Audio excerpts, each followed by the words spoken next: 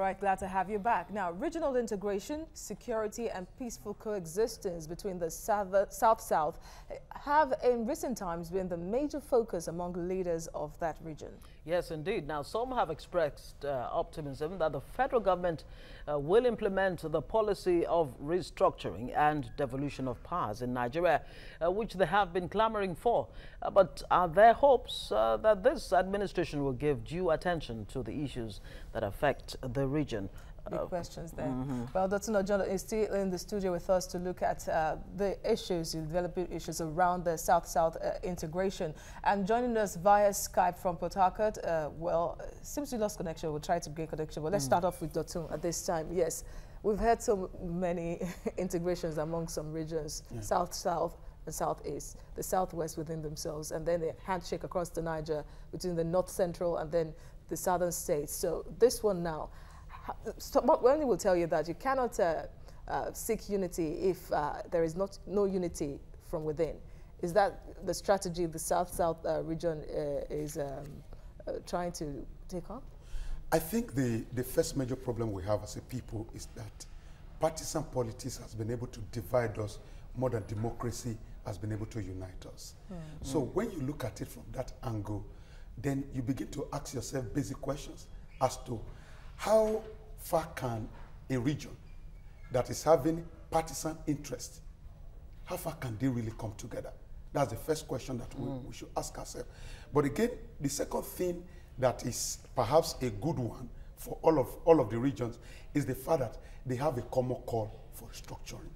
So if you are looking at it from the angle of restructuring, then there's a common cause. Then again, the kind of restructuring we want is another thing entirely. Because the kind of restructuring an APC governor wants may be totally different from the kind of restructuring a PDP governor wants. So until we get to a point where we... And the kind of but isn't there a problem if we begin to target what a wants? PDP or an APC? How about what the Nigerian wants, whether they are politicians, bankers, market women, market men, whatever they are? Okay. Isn't that what should be the underlying factor? The kind of restructuring an average Nigerian wants is that of development. Is that any kind of restructuring that's going to bring development. Unfortunately, it is these powerful politicians that will still stand on the way of that kind of restructuring. So what are we clamoring for in the first place? Government, state governments are clamoring for more power. Then you continue to ask yourself, the one we have, how far have we used it? The resources we have, how well have we used it? Let me cite an example of the South-South region. We have the NDDC. It started as UNPADEC. If we trace the history of UNPADEC from maybe 1992 or 1993, and we check all the allocation, it is enough to turn any region to paradise. Between 2011 and 2015, NDDC had access to at least 200 billion naira every year as federal government allocation. How far have we developed our people? Remember the first chairman of UNPADEC, I think it was Opia. I can't even remember. Still has a case to answer, but in 2012 or 2013, an entire room containing all the contract papers of NDDC got burnt.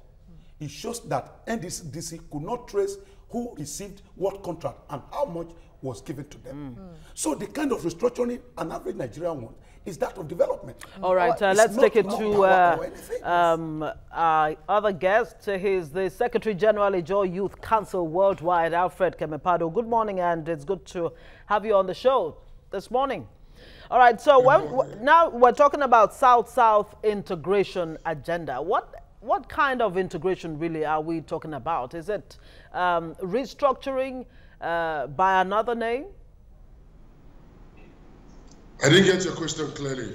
My question is, I mean, South-South integration. What exactly do we mean by South-South integration? I'm just wondering, like so many Nigerians have been wondering, if this is a restructuring by another name, considering the fact that so many regions are now talking about integration. You have the Southwest, Southeast, and all of that. No, basically, when you talk about the South-South integration, it comes in many forms. You may have heard of the acronym BRACE.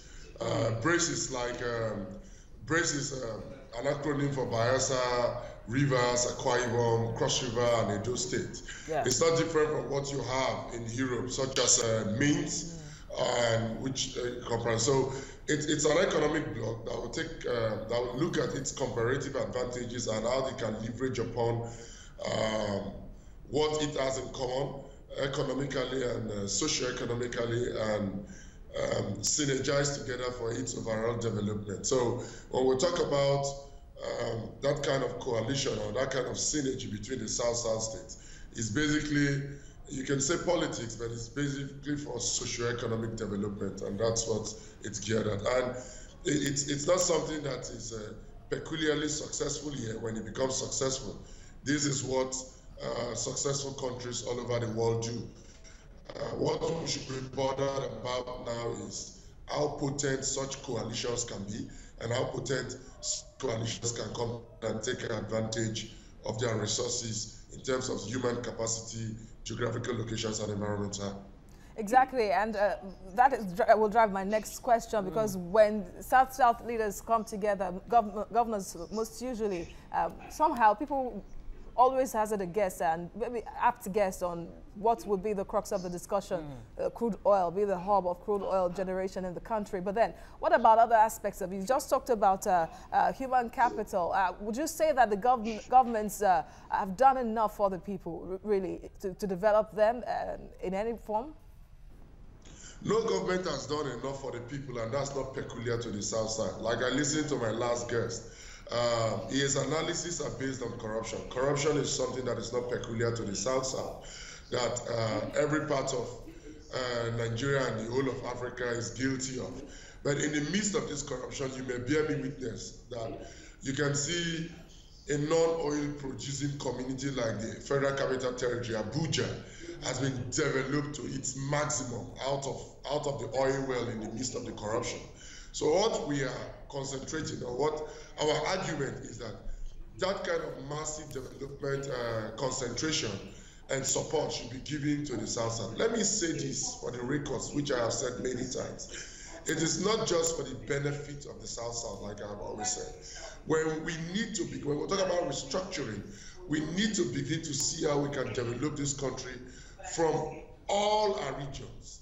I've said it so many times. When you go to America, when you go to the UK, and when you go to other developed countries in the world, the development of the UK and other countries in the world is the aggregate, or would you say the collective development of all the individual parts. The South-South, Bayelsa and other places have a comparative advantage when it comes to the oil production, which you can translate even into the green economy beyond oil after now. You begin to see how you concentrate development according to comparative advantage, and not this lazy approach. There are many other parts of Nigeria that you can develop based on their comparative advantage. There are parts of Nigeria that you can develop strictly on coal. There are parts of Nigeria you can develop strictly on tourism.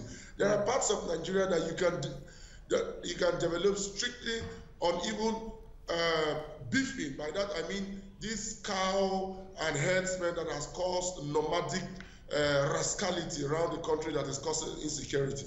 Don't forget, like I have always said, beef, cows, these are major foreign earners for countries like India and Brazil and many other countries. America has a whole lot of foreign exchange coming from Britain. So just imagine that the whole of an economy in Yobe State or Katsina State or any of these nomadic states are developed. So this is what we need. We need to begin to look at the development of Nigeria from different aspects according to the resources that are deposited there. I agree that there is massive corruption, which I condemn.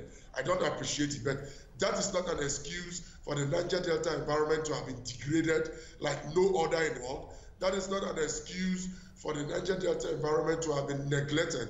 After all, when you talk about the massive corruption that has bedeviled the NDDC and other commissions that has been commissioned to develop the Niger Delta, massive and huge contract from this place are not even taken by the Niger Deltas. They are taken by people from outside the Niger Delta who put their cronies as head of these organizations and come and take advantage of their cronies to take juicy contracts that they don't do. I agree our people are guilty to an extent, but the guilt is not peculiar to our people, but it's a Nigerian guilt. Okay, Alfred, let me bring it back to the studio now. Dotun, you heard some of what he said. But, you know, the real challenge seems to be the human resource in the South-South. If that is missing, how much success really can you have with this economic or even political integration that they seek to achieve? Because the illiteracy level there is still very, very high, unskilled labor and what have you. The human resource is never a problem of the Niger Delta zone, except if we want to agree that it's a general Nigeria problem. You understand? At least, as far as I know, the number of people that are in the South as we speak now have the capacity to develop the South-South, at least commensurably. But the major challenge I have, he talked about corruption the other time. The major challenge I have is not limiting corruption to the South-South. I'm only saying that if we sort out the problem of corruption at every level, then we will have been able to solve about 50% of the problem we have, even within and without of Niger Delta. Let me cite another example that we're talking about. Now, apart from NDDC, let's talk about the state governors generally that are even talking about more powers as we speak now. The allocations they have every month, how well have they spent it? So before we call for more allocation, let's be able to at least give account for the little we have. So the problem we have in Nigeria is a general leadership collapse. And if we do not solve... And the same thing applies to the South-South. Yes, if we do not solve the problem of leadership crisis that we have now, no matter how brilliant we think we are as a people, either we speak the same language or corruption has become a culture as a people. All right, gentlemen, let's take a quick break, Dr. John and Alfred Kemepado. We'll come back after this break and continue our discussion. Stay with us. Glad to have you back. We are still talking about the integration in the South-South region of the country, where governors from that region met recently on how to boost the economy and interstate relation. We've been talking to Dr. John. He's in the studio. And of course, Alfred Kemepado, the Secretary General of Ijaw Youth Council Worldwide. Alfred, let me come to you now. Before the break, Dr. was talking about how Nigerian governors usually don't even utilize their allocation very well in their various states. Now, narrowing it down to the South-South region, they even get extra funds more than these other states because they are oil-bearing states. Now, have they been able to utilize this, you know, for developments across board before somehow talking and demanding for more funds as they are doing from the center? The truth is, yes, I agree that there has been corruption along the line in some administrations, but for some administrations, I know, like currently the government of the Bayelsa State under Henry Siraka Dixon, he has done so much. But you see, let me not dwell on the individuals who have done well and some who have disappointed. But one thing you need to know about the South-South, it looks like so much resources has been given to this region, but you should also know that it has a peculiar terrain. For example, in Bayelsa State, for you to construct a road, you don't even have a road to construct. You need to first create a road by filling our swamps and everything. You begin to construct a road. So what it takes just about 10 million naira to construct a road, a road project that will cost about 10 million naira in other upland states may as well go up about 50 million and much more. So you need to compare them with all of these facts together. So these are the peculiar challenges we have in this environment. So these things have to be factored into our analysis. I will not stand here to say that in the past there have not been governors that have been found wanting. Of course there has been. But the basic thing we are saying, and I am saying, is that yes, more resources have come into this environment, and the environment is also peculiar that have required more resources. But we should have a concentrated development. For example, look at Abuja. You see bridges everywhere. But you don't see the bridges here in the Niger Delta, where we actually need the bridges. Because for every road we construct here, a road is almost a bridge here in the Niger Delta. So these are the factors we are advocating for. Yes, we can agree that there should be more decency, there should be more transparency, There should be more accountability in the appropriation of funds. There should be more discipline. There should be more creativity in administration. I agree to all of that, but it does not defy the argument that this is a special and a peculiar terrain. Let me give you an example. Even far before the independence, we have reports from the commission like the Willings Commission. That's far before any democracy, saying that this is a peculiar area that needs special attention and special development. Because if you look at Nigeria, you see the River Benue coming from River Niger to meet at the confluence in Lokoja, flowing down to the Niger Delta, which makes it a waterlogged environment. When we say waterlogged, we are not only talking about the swamps, even our dry lands in this environment, you barely dig 1 feet, you have met water. So that's how difficult this environment is to develop. So these are peculiarities that we need to take into consideration. Okay, let me come back to Dotun right here in the studio. Beyond the challenges and all of that, what are the things you would like to see for this integration to actually work, for it to succeed? Okay, the first and perhaps the major is for the stakeholders to put economic benefit ahead of political gains. Once we sort out and we know that we can agree that our coming together is for the economic benefit of the people, it's going to produce results. But once we begin to think that, oh, at the end of the day, we want to achieve some political gain, then it will crumble midway. So the major thing that I want us to concentrate on is the economic benefit of the people. That's not what the Secretary General said. Fantastic. They are the truth. Difficult terrain. I schooled there. So I understand what it means to go to school and they post your teacher and your teacher never want to come. Why? Because your area is difficult. I started writing A to Z when I was in GSS 2. A to Z. Because my teachers were not there, they were just promoting me. It was when I got to GSS 2 that I learned how to write A to Z. So I understand the peculiarity and the difficulty in the area. But again, at every point in time, stakeholders must learn to put economic benefit for the people ahead of their What you just described now, it's almost like a metaphor. The reason why this integration is happening in the first place. Is it not a way of saying, look, we've given up on the center, the federal government, we might as well just help ourselves? It's not, I'm being careful. Yeah. We are not giving up, they are not giving up on the federal government, but they see the need for them at their own level to develop themselves instead of sitting down and expecting somebody in Abuja to develop them. And I don't want them to miss it at any point. And this has been my cry, that come on, do not miss it. Don't attach any political distinction. Don't put partisan politics into this.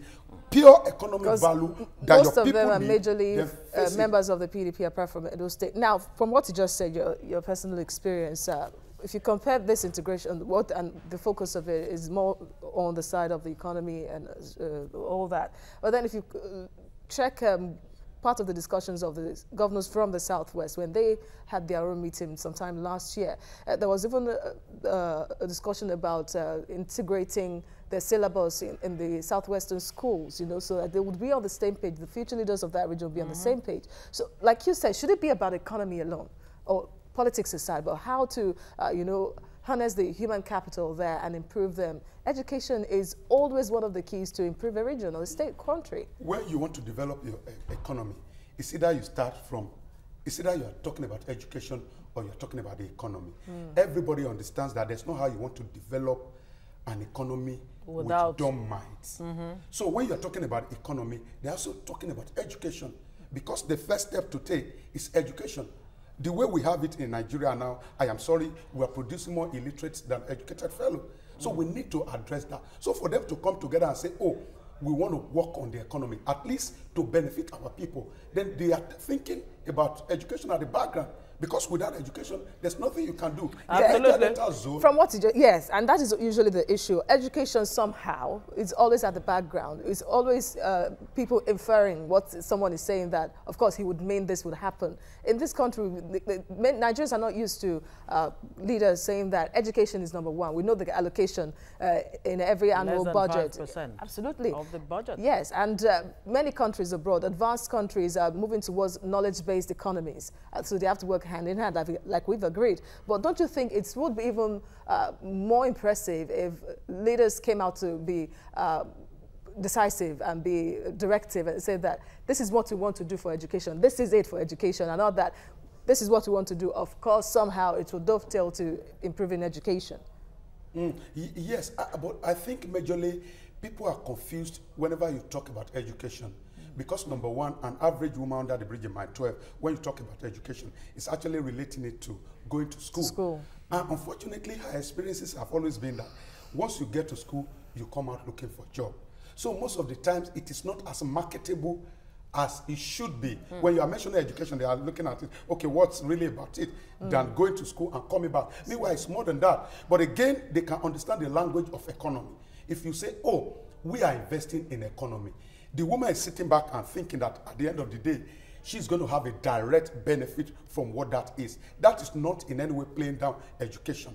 But I know that for the Niger Delta zone, for the South-South zone, there's the need for people to pay attention to education. Let's find out from hammering it, because especially in difficult terrain, we still have places today where I'm saying that some state governors are now encouraging teachers with about 12.2 or 12.5% increase just for them to be able to go to this difficult terrain and teach. And at the end of the day, even when they get there, because the teachers are even advanced illiterate, the students cannot get as much as they're supposed to get. So I totally agree that there must be emphasis on education. Now the amnesty program has been able to at least to a reasonable degree, open up the education sector in the South. Yeah, I have friends some of them who have schooled abroad, who are now better people, who will be able to contribute to the economy in the future. But really, Doctor, how much is that compared to the teeming population of the Brace states?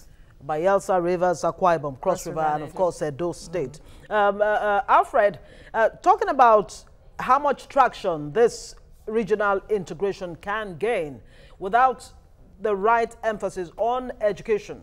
Like you said, I mean, there's a need to do a lot more as far as the rich human resources and natural resources are concerned. That is replete. It's an abundance in that part of the country. But if enough is not done for education, how will it render this regional integration? I totally agree with Dr. that the educational component of our development it's superior to any other component of our development, because upon the educational component of the development, every other thing right. That's why, without playing politics, we commend governors like Governor Dixon, if you have noticed, who established an academy called the John National Academy, where he scooped children, unknown children, children that are not known, that are not politically inclined to anybody from all communities, put in there over 1,000 students. They are fed free, they are taught free, their tuition is free, medical is free. Not only are they taught by Nigerians, there is a blend of both Nigerians and expatriates superintending over their teaching and a whole lot. And you know, so these are the kind of things we commend. Not only are they teaching, I think in about 2 or 3 days from today, those children will be interfacing and interacting with people like Olusegun Obasanjo. I know they have interacted with people like Ole Soyinka, John Pepper Clark, and other literary icons in order to inspire them, in order to give them that mentality of who they ought and they would want to be in the future. But be that as it may, let me go into something Dr. also said. The amnesty program was designed to develop the educational component of the Niger Delta, which it did before now. But as I speak to you today, the amnesty program is underachieving. The educational component of the amnesty program is close to being dead. Since the present administration, in this present Buhari administration, where one General Boro took over the amnesty office, no Ijaw student, no Ijaw pupil have been sent abroad. Even the trainings they do here in Nigeria are half-baked. Tuitions are not paid. So the question I begin to ask, is it that the federal government is deliberately aborting the educational component of the amnesty program? Because the amnesty program is not just about paying stipends and contractors in the amnesty office to get some Nigerians rich quickly. The educational component is the most important component of the Niger Delta development. Let me give you an example. Volvo has just declared that from 2019, our cars are not going to drive on on petrol. Yeah. So we are thinking about an economy that will go beyond oil. So when the economy of this world goes beyond oil and the Niger Delta oil becomes extinct, what becomes of the average Niger Delta is also our thought. Look at countries like China. China does not have oil. China does not have agri. What China has is innovation. And innovation is a product of education. I bet you that even the technology upon which we are speaking and interacting with is China. You may be sitting on China, I may be sitting on. So the Niger Delta is also beginning to think, how do we create education that creates innovation, that extends us beyond an economy beyond oil? That's our thinking. All right, we must Alfred. not wait. Yes, thank you very much. So many points there you're pointing at. Of course, it boils down to the people on ground. Yes, indeed. And innovation is the buzzword right now. Absolutely. I mean, Nigeria, indeed, Africa has missed all of the revolutions, industrial revolution and all right, the rest of Alfred, them. let's We'll let you go. Alfred Kemekpadu, you are the Secretary General of the Joy Youth Council. Thank you for your analysis on the show today. And of course, Dr. John, thank you so much for joining us this morning. As always, always a pleasure having you around. Alfred, let's let you go. Alfred Kemekpadu, you are the Secretary General of the Joy Youth Council. Thank you for your analysis on the show today. And of course, Dr. John, thank you so much for joining us this morning. As always, always a pleasure having you around. All right, it's about almost 8 o'clock, and Kemi Folade standing by to bring you the news update right on the dot of the hour. Stay with us. Right after that, there's so much more to discuss on the show.